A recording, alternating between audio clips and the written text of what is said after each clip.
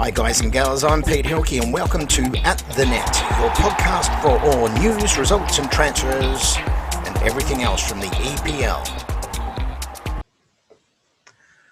Well, g'day guys, welcome to At The Net podcast with Pete Hilke. Match week 8 of the EPL, it's come, it's gone. Oh my God, they're about to go into international play, but there's a lot of tired players out there, but let's get into it. Right off the top. Yep, that's right, guys. Off the top this week, Leicester City, they have reached the top of the table after 8 Premier League games. Absolutely phenomenal. Leicester City, they are playing well. Ollie Watkins, he showed Arsenal, well, really how it's done. The Ollie Watkins show continued on. And I tell you what, Aston Villa, they are looking quite good. Southampton, they did show after beating Newcastle that they're not reliant on Danny Ings. And that is an absolute cracker because you cannot rely on just one player. All right, the big one of the week. Question for everybody out there, is the season overscheduled? Put some comments below at the Net Podcast with Pete Hilke. I want to know what you think because really in the last 48 hours, Jurgen Klopp, Pep Guardiola have even backed Ole Gunnar Solskjaer and they've criticised the Premier League about not having 5 substitutes because the scheduling so tight. As far as I'm concerned, it is overscheduled. But then again, hey, it's been an absolute weird year. And we look at 2020, Leicester's on top, Tottenham's up there, Southampton. I mean, God, how much weirder can it get? Anyway, guys, let's get into the results from match week 8. First up, Brighton Burnley. Well, bit of a dull 0-0. Thank you very much. I'll see you next week. Yeah, not much to it. But then Southampton, as I said, not relying on Danny Ings, 2-0 over Newcastle. Well, Manchester United, after their horrid week against Istanbul, they came out all guns blazing. It was the Bruno Fernandes show. Manchester 3, Everton 1. Well, Crystal Palace, they're really silencing a lot of critics out there this year. They had a beautiful 4-1 victory over Leeds United. Bielsa, not happy with that at all. Well, Chelsea. Now, we've been saying over the last couple of weeks, they're starting to string together some wins. They're starting to come together. The Germans are playing well together in the team. Well, they really demolished Sheffield United 4-1. West Ham, 1-0 victors over Fulham. Tottenham. Now, Tottenham, they move up into the top 3. They're 1-0 victors over West Brom. A beautiful win by the Spurs over the weekend. Leicester City. Well, they defeated Wolves 1-0 and they go to the top of the table. The big game, though, Manchester City and Liverpool. Well, Kevin De Bruyne, he had the opportunity from a penalty to take it and win it for Manchester City, and it went wide of the post. So 1-1 at the end of the day. Manchester City, they should have actually won that game. Anyway, but a great game it was. 1-1 there. Right. The game of the week. Now, I've got to say this. My mate Matty Neal, breath of fresh footy. He's a big Arsenal supporter. And all I can say is the Ollie Watkins show. It came, it went, and it left devastation out there at the Emirates. Arsenal 0, Aston Villa 3. All right, guys, so let's just get on. Have a look. The Golden Boot Award. Look, things are starting to heat up, but there's a really tight group at the top of the Golden Boot table.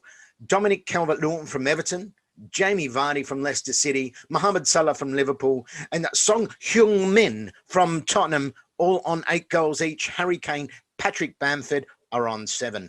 Very, very tight indeed. Alrighty, let's have a look at goal of the week, guys. Look, there's 3 goals that really stood out for me. Adams from Southampton, beautiful goal. Timo Werner, Timo Werner, he's playing some beautiful football. He's scoring goals. That's what he's there for. Frank Lampard brought him in to do it, and he's doing that. He is. Beautiful goal. The goal of the week for me is Eze from Crystal Palace. It was an absolute stunner. So you must go and have a look. Have a look at that goal. It was just beautiful. All right, let's look at the table moving forward. So where we sit after 8 weeks of the EPL. Leicester City are sitting on top on 18. Tottenham are second. Liverpool third. Southampton move up to fourth spot. Look, Southampton, who would have thought? And because they're not relying on Danny Ings, that is an absolutely fantastic result. Chelsea, they move up into fifth spot. Are Chelsea, hey, here's a question for you. Is Chelsea actually going to compete for the title this season? They're on a roll. Who knows? Aston Villa in 6. Now, Manchester City, they're in 10th. Arsenal in 11th. My beloved Manchester United, even though they won and they need to continue these wins, but they're in 14th spot. All right, guys, so let's move on. Have a look at match week 9. Now, don't forget, there's a 2-week break. So the reason why you've got your international matches coming through, which is great. It gives the players that little time just to rest, especially the ones that are playing in Europe at the moment. But let's kick it off on the 21st of November, Newcastle and Chelsea. Look, Chelsea will win this game, and I reckon it'll be 3-0. They're on a roll. I think they're going to be very, very hard to get beaten at the moment. Everton, Fulham. Well, after Everton's loss, I reckon they'll bounce back. I'm expecting 2-0 victory over Fulham. Southampton and Wolves. I expect Southampton to really come out and even fire up. Danny Ings, he'll come out. He'll provide something beautiful as well. I reckon Southampton 3, Wolves 1. Manchester United are at home at Old Trafford to West Brom. Now, don't forget, Manchester United, they have not won at home yet. And we're going into match week 9. This is just bloody ridiculous, people. Anyway, this could go either way. I mean, who knows? But I reckon they're coming back off international duties. I expect Manchester United to win this game. I'm going to go 3-2. They'll win it in the 93rd minute. Yeah. We can only hope, ladies and gentlemen. We can only hope.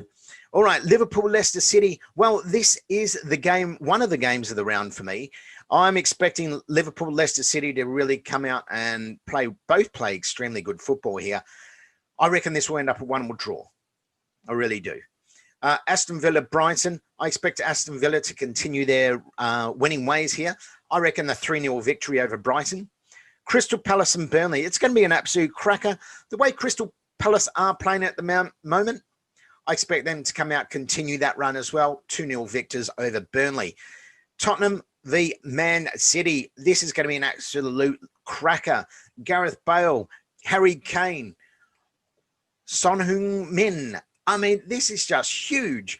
Where's it going to go? I expect this one to be a draw. I'm going to say it's either going to be a 1-1 draw, or I'm expecting Harry Kane to knock off, get a late goal, and win it 2-1.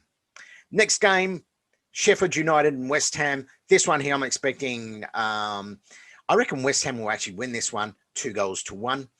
To finish the round off. Now, this is actually a pretty interesting game. Leeds, they have not been in fine form of late.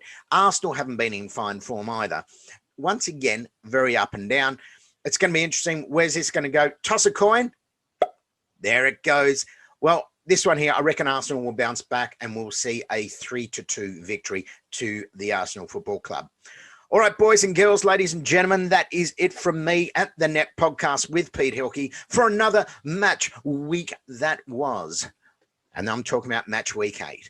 All right, so stay tuned. Don't forget, subscribe to at the Net Podcast with Pete Hilke, and also subscribe to Breath of Fresh Footy with Matty Neal. Hey, we also do a show at the end of every week called The Rivals as well, talking about all things Manchester United and all things Arsenal. Anyway, I'm Pete Hilke at the Net. Hey, stay tuned, guys. I'll see you soon.